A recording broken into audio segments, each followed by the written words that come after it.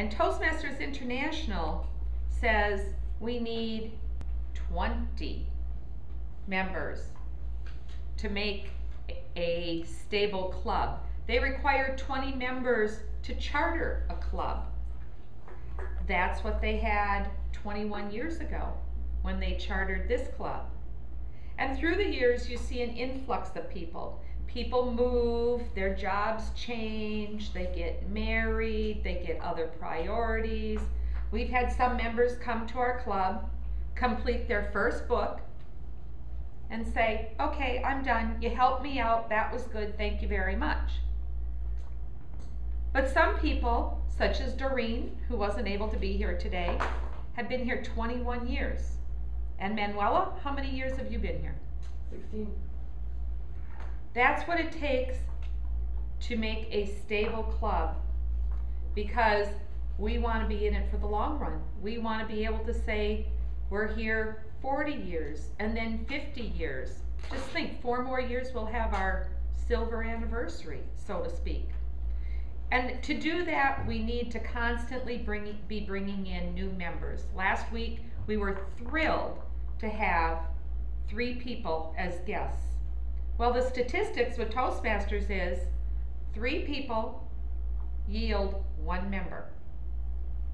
But to get that 1 member, you have to do a lot of follow through, and you have to apply what this program is telling us to do. It wants us all to participate in getting members. This is not just the responsibility of our VP of membership. It's the responsibility of everybody to be out there and talking about the club on a daily basis. We have to have new ideas to bring in freshness to the club so that it doesn't get stale to the members that we have. We'll have more fun if we get new members. I come here every week because I learn so much just by listening to our members give their speeches. Today I learned from Darius more about doing PowerPoint presentations, and I do these almost on a weekly basis. So I love your tips, and I love incorporating the new things that I learn into it. Last week we learned about Kiwanis from Carl. Darius has taught us about his duties as a police officer and some of the things that he goes through each day. Michael's talked to us about writing a book. Sarah survived the killing fields. I would have never met someone who went through what you did if I hadn't become a member of this club. We're such a diverse group. Fred talks to us about scouting and deer hunting. And Fred, I can't tell you how many times I've talked about you and related the story of the antlers coming off the deer when you got your first buck.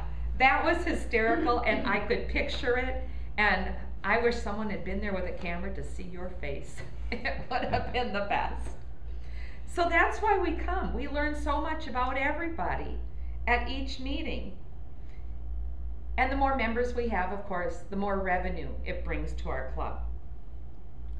So our responsibilities as club members are to provide new ideas of how to get members. Recently, we started the meetup.com website, which brought us our 3 guests last week.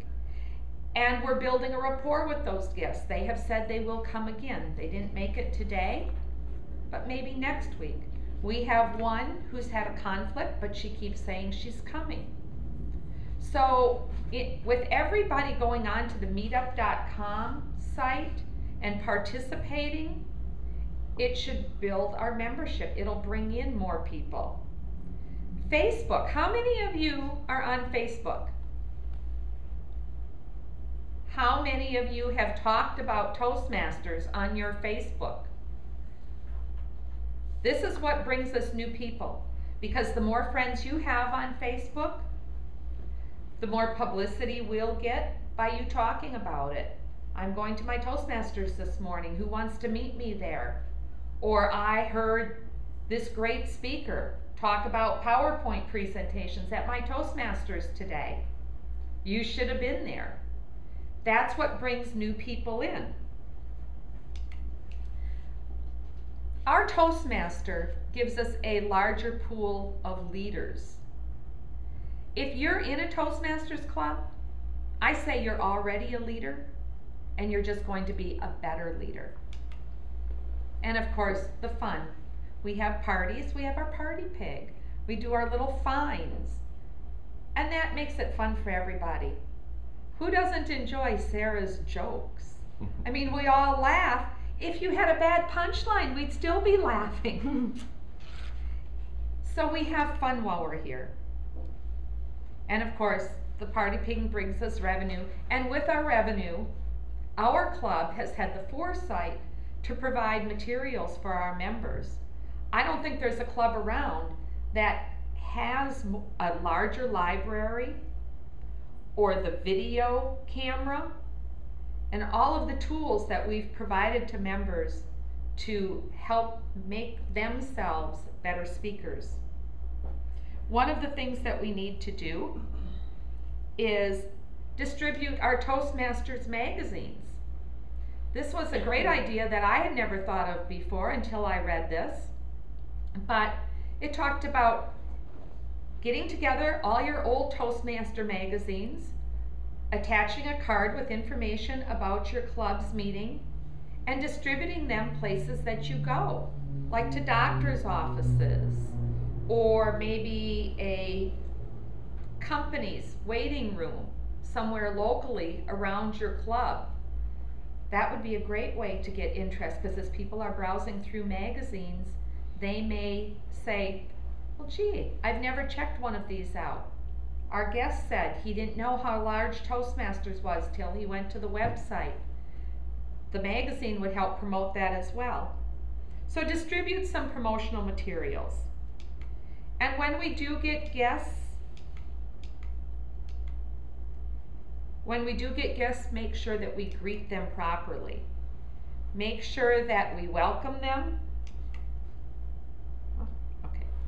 Make sure that we welcome them, that we give them a warm, friendly greeting. Somebody sits next to them. They're not sitting off in the corner by themselves. You speak to the guest afterwards. You ask for their input. You invite them for coffee afterwards. And be sure to ask them to come again. I know last week when we had 3 guests, the one thing that they all said in their comments was how warm and friendly we were. That encourages them to come back. So I want to urge you today to go out and talk about our club, this meeting, to all of your friends, to get on Facebook, to take an active part in seeking out new members, because it's not just the responsibility of the VP of membership or the VP of public relations or the club officers. It's everybody's responsibility to see to it that our club continues to grow, and through that we all continue to learn. Thank you.